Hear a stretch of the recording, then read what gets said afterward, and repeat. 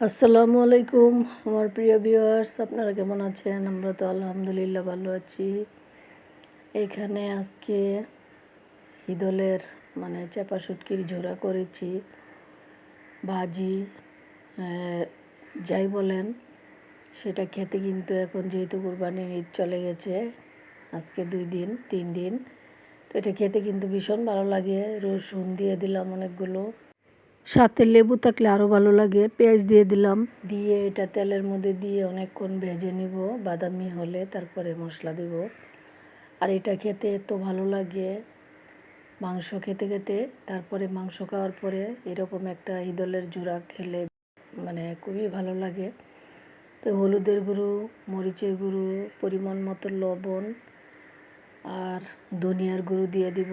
দিয়ে তারপরে আমি সুন্দর করে নাড়াচাড়া দিয়ে ভাজিটা করে নেব। আর বেশি পেঁয়াজ রসুন দিলে ভালো লাগে, তো একটু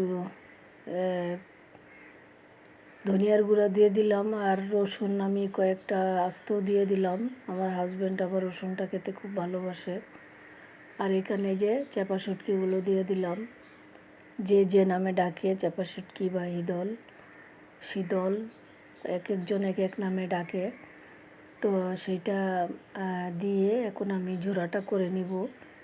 আর এটা দিয়ে অনায়াসে ভাত খাওয়া যায়, আর ঘ্রাণটাও ভীষণ ভালো লাগে।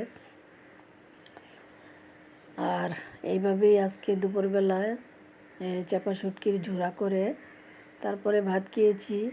সাথে গরুর মাংস তো ছিলই, কিন্তু এটাও কিন্তু মাংসের থেকে কম নয়, খেতে ভীষণ ভালো লাগে।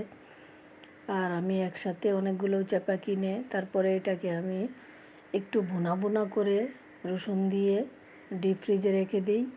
তারপরে যখন আমি এরকম ঝোড়া করি তখন সেখান থেকে 2টা 3টা চাপা শুটকি নিয়ে তারপরে আমি এরকমভাবে ভাজিটা করে ফেলি। আর চাপা শুটকি এমনিতে রেখে দিলে কীরকম সাদা সাদা হয়ে যায় আর গন্ধ হয়ে যায়, সেটা খেতে ততটা ভালো লাগে না, ঘ্রাণটাও ভালো থাকে না। আর প্রথমে একবারে ভুনা করে ডিপে রেখে দিলে যখন মন চায় তখন এরকম ভাজি করে খাওয়া যায়, ঘ্রাণটাও সুন্দর থাকে। এখানেই শেষ করলাম। আল্লাহ হাফেজ।